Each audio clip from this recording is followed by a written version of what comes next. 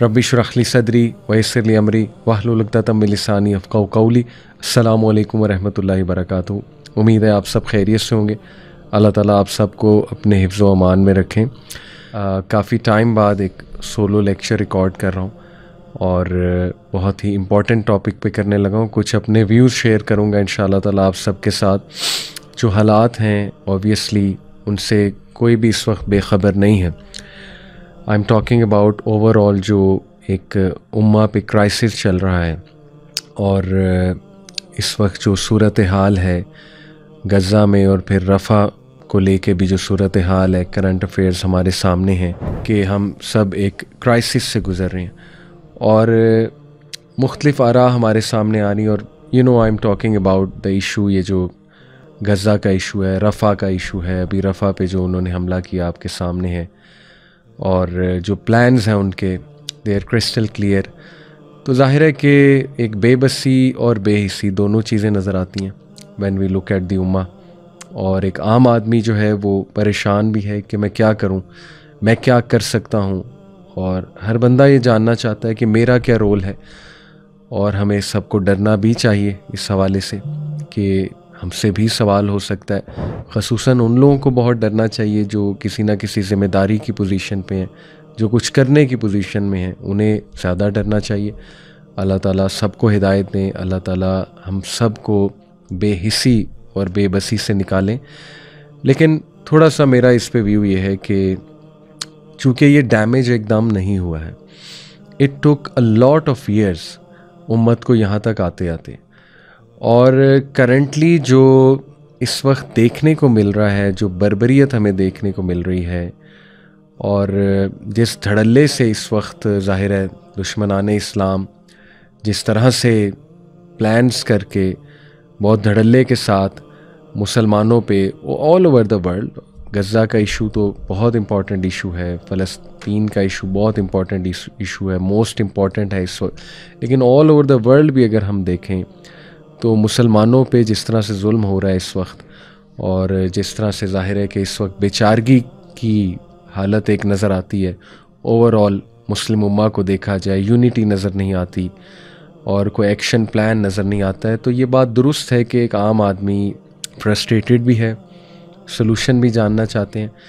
मैं इंशाल्लाह अपनी समझ के मुताबिक कुछ बात यहाँ पे आज करूँगा। बहुत इम्पॉर्टेंट बात है कि मैं क्या समझता हूँ कि किस तरह से हम इंशाल्लाह एज़ एन इंडिविजुअल, अभी मैं एज़ एन इंडिविजुअल बात करने लगा हूँ कि एज़ एन इंडिविजुअल हम क्या प्लानिंग कर सकते हैं कीपिंग इन माइंड जो करंट सिनेरियो चल रहा है उसके हवाले से।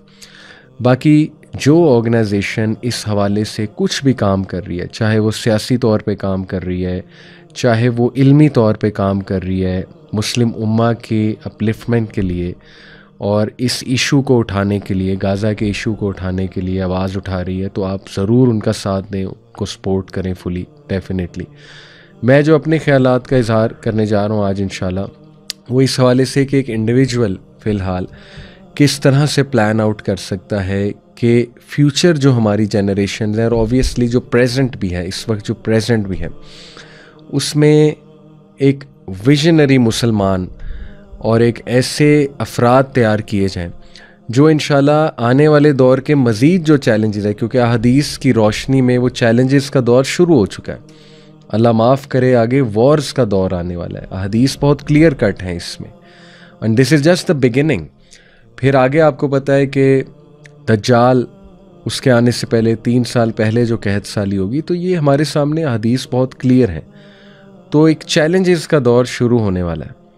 उन चैलेंजेस को मैं अपनी समझ के मुताबिक इंशाल्लाह कुछ बात करना चाहूँगा कि उनके लिए हम अपने आप को रेडी किस तरह से करें। तो उसमें चंद एक चीज़ें मैं आपके सामने रखता हूँ कि सबसे पहली जो चीज़ है जिस पे वर्किंग होनी चाहिए, इंडिविजुअल लेवल पे वर्किंग होनी चाहिए, क्योंकि हर इंडिविजुअल ये जानना चाहता है कि वो क्या करे। जैसे मैंने कहा कि हर वो ऑर्गेनाइजेशन जो इस हवाले से आवाज़ रेज़ कर रही है, किसी भी लेवल पे कर रही है, उसका साथ दें। ये तो बात क्लियर हो गई। अब बात आती है कि अमली तौर पे वो नौजवान क्या करे, वो इंसान क्या करे। सबसे पहले मैं समझता हूँ मुस्लिम आइडेंटिटी को रिवाइव करने की सख्त ज़रूरत है और इस पे काम होना चाहिए। मुस्लिम आइडेंटिटी से मेरी क्या मुराद है? देखें, बहुत अरसे से इस चीज़ से हम बड़ा दूर चले गए कि हम एक उम्मत हैं और हम एक जिस्म की मानिंद हैं। अल्लाह के नबी सल्लल्लाहु अलैहि वसल्लम ने फरमाया कि तुम सब एक जिस्म की मानिंद हो। उम्मत का गम फील करना, उम्मत के हालात को सामने रखते हुए अपने एक्शंस को दुरुस्त करना, अपनी सोच को दुरुस्त करना, ये हम सब का फ़र्ज़ है। और ये मुस्लिम आइडेंटिटी ऐसे रिवाइव नहीं हो जाएगी। इस मुस्लिम आइडेंटिटी को रिवाइव करने के लिए देखिए, सबसे पहले ज़रूरी है कि हमें अपने दीन को पढ़ना पड़ेगा। We need to learn our दीन, we need to connect to our history.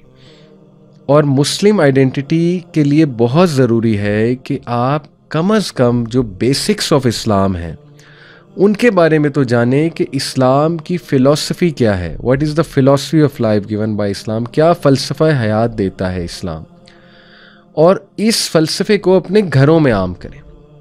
अब वो वक्त गुज़र चुका है कि हम इस बात का वेट करेंगे कोई हमें आके पढ़ाएगा। मैं समझता हूँ ये इमरजेंसी कॉल आई हुई है हर जगह कि ख़ुद अपने घरों में हम मुस्लिम आइडेंटिटी को रिवाइव करें, अपने इदारों में मुस्लिम आइडेंटिटी को रिवाइव करें, अपनी ऑर्गेनाइजेशंस में मुस्लिम आइडेंटिटी को रिवाइव करें। ऑर्गेनाइजेशन से मेरी क्या मुराद है? आप कोई सॉफ्टवेयर हाउस रन कर रहे हैं, आप कोई स्कूल रन कर रहे हैं, आप कोई इदारा रन कर रहे हैं, कोई भी आप ऑर्गेनाइजेशन से एसोसिएटेड हैं, आपको चाहिए कि बहुत अच्छे अंदाज में, एकेडमिक अंदाज में वहाँ पे मुस्लिम आइडेंटिटी की बात शुरू कर दी जाए और वहाँ पे मुस्लिम वैल्यूज़ को रिवाइव करने की जुस्तजू की जाए। ये पहला स्टेप है और ये स्टेप मैं ऐसे ही नहीं बता रहा। अगर आप हिस्ट्री देखें तो हर रेवोल्यूशन यहीं से शुरू हुई। ये कोई पहला वाक़या नहीं है। ये सोशल मीडिया की वजह से ज़ाहिर है कि बहुत ज़्यादा हमारे सामने इमेजेस ऐसी आ रही हैं। मुसलमानों पे थ्रू आउट हिस्ट्री बहुत इस तरह के अफसोसनाक वाक़यात, सीज ऑफ जेरूसलम, इसी इलाके की बात कर लीजिए, जो क्रूसेडर्स ने हमला किया था जेरूसलम पे, खून की नहरें बह गई थी उस इलाके, उस मुक़द्दस ज़मीन पे खून की नहरें जो है वो बह गई थी। और लिटरली क्रिश्चियंस जो क्रूसेडर्स हैं, क्रूसेडर्स की बात कर रहा हूँ, they butchered every single Muslim there. और फिर उसके 90 साल बाद सुल्तान सलाहुद्दीन अय्यूबी रहिमहुल्लाह, उन्होंने दोबारा उसे रिकॉन्कर किया। इसी तरह सीज ऑफ बगदाद हमारे सामने मंगोल्स ने खून की नहरें बहा दी थी। हमारे सामने बंगाल का वाक़या है, पार्टीशन ऑफ बंगाल।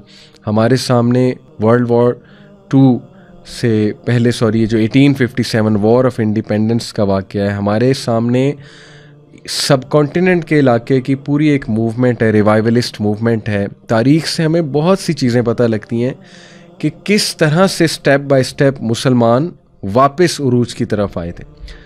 और उसमें डेफिनेटली बहुत सी चीज़ों का रोल है, लेकिन मैं यहाँ पे अपनी समझ के मुताबिक चंद एक चीज़ें इंशाल्लाह आपके सामने रखूँगा। तो जिसमें से पहली चीज़ जो है वो मुस्लिम आइडेंटिटी को रिवाइव करना है, जो बहुत से हमारे तारीख़ में जो थिंकर्स गुज़रे हैं, इंटेलेक्चुअल्स गुज़रे हैं, और उन्होंने यहीं से काम जो है वो स्टार्ट किया। बिकॉज़ जब तक हमारी एज एन उम्मा एक शनाख्त नहीं होगी, हमें क्लैरिटी नहीं होगी हम हैं कौन, और हम आइडेंटिटी क्राइसिस से निकल के इस्लाम को ओन नहीं कर लेंगे, मुसलमानियत को ओन नहीं कर लेंगे, तब तक मैं नहीं समझता कि कोई बहुत बड़ी चेंज आने वाली है। ये मेरा व्यू है। इसलिए वो लोग स्पेशली जो दावा में एक्टिव हैं, जो दीन को जानते हैं, उनको मज़ीद एक्टिव होकर यूथ तक ये पैगाम पहुंचाना है, अपने घरों तक ये पैगाम पहुंचाना है कि we need to own the religion. और ओनिंग द रिलीजन में फिर जाहिर है कि दीन को सीखना है, दीन को पढ़ना है, दीन की बताई हुई वैल्यूज़ को सीखना है। एक तरफ वेस्टर्न वैल्यूज़ हैं, एक तरफ हमारे दीन की दी हुई वैल्यूज़ हैं। इस वक्त हम आइडेंटिटी क्राइसिस का शिकार हैं। हम आधी वेस्टर्न वैल्यूज़ उठाते हैं, आधी दीनी वैल्यूज़ उठाते हैं, जबकि हमारा दीन पूरा का पूरा ज़ाब्ता हयात है। तो जिस भी फील्ड में आप हैं, आपको दीनी जो आइडेंटिटी है, मुस्लिम आइडेंटिटी, उसको रिवाइव करना पड़ेगा। ये सबसे पहला जो है वो स्टेप है।